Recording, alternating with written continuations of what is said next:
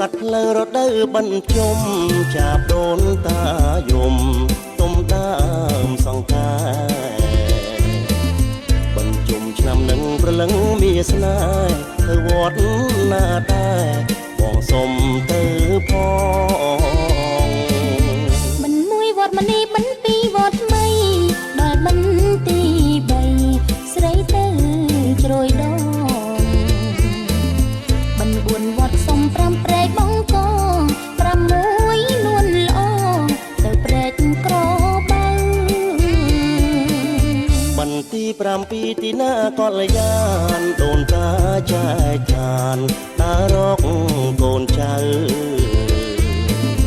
បន្ទី7ទៅគៀនស្វាយក្រៅជួបជុំញាតផៅឧទ្ទិសកូនសិលហើយនឹងមួយឆ្នាំបាន7វត្តដូនតាប្រាកដលោកក៏ទួលផលរួចហើយឲ្យបរៀងរាល់សូមកូនចៅស្គាល់សុខសាន្តរុងរឿង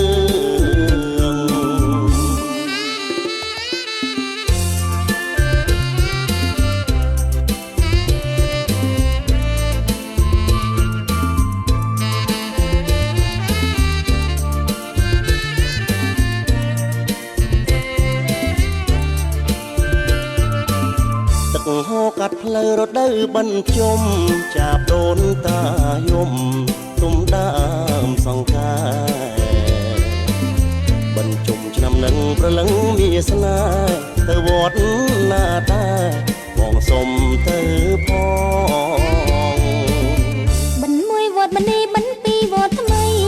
ដល់បន្ទី3ស្រីទៅជ្រោយដងមិន4វត្តសុំ5ព្រែកបងកង6នួនល្អទៅព្រែកក្របៅបន្ទី7ទីណាកលយានដូនតាចែកឋានតារកកូនចៅបន្ទី7ទៅគៀនស្វាយក្រៅជួបជុំញាតផៅ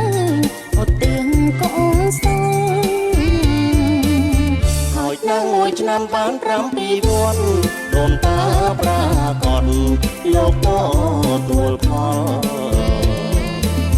រួចហើយឲ្យបរៀងរាល់សូមកូនចៅស្គាល់សុខសាន្តរុងរឿង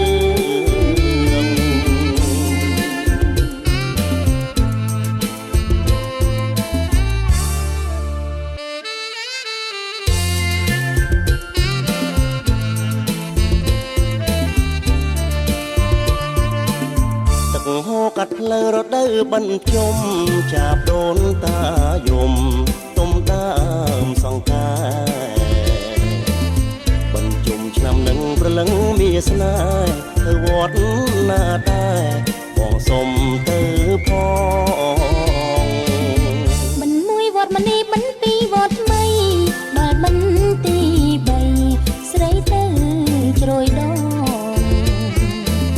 មិន4វត្តសុំ5ព្រែកបងកង6នួនល្អទៅព្រែកក្របៅ